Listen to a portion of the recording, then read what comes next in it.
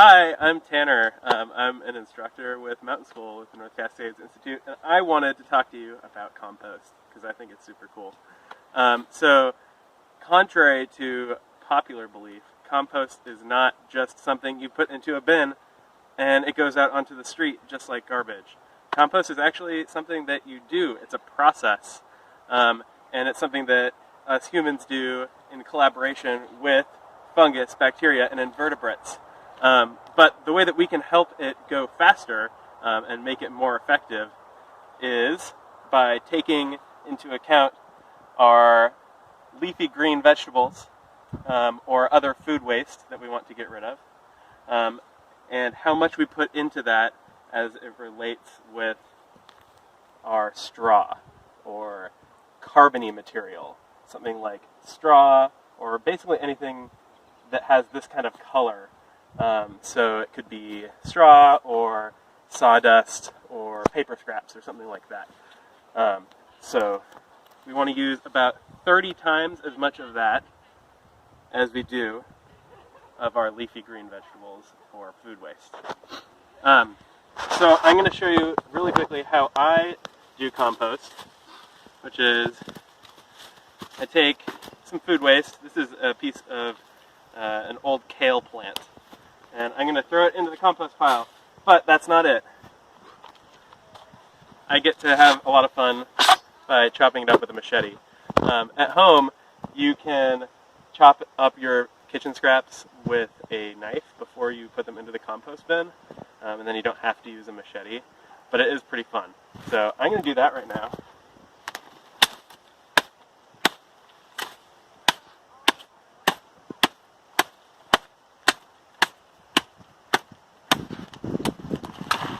So for that one piece of plant, I'm probably going to put in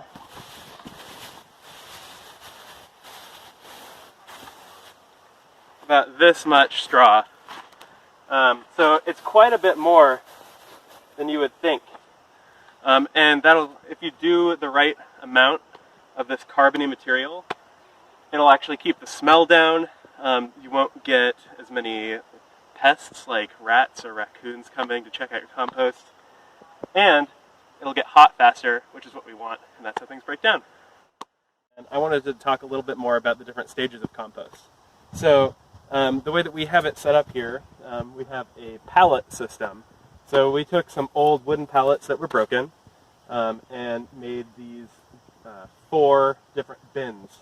The one over here on the far side is really just for storing our carbon material.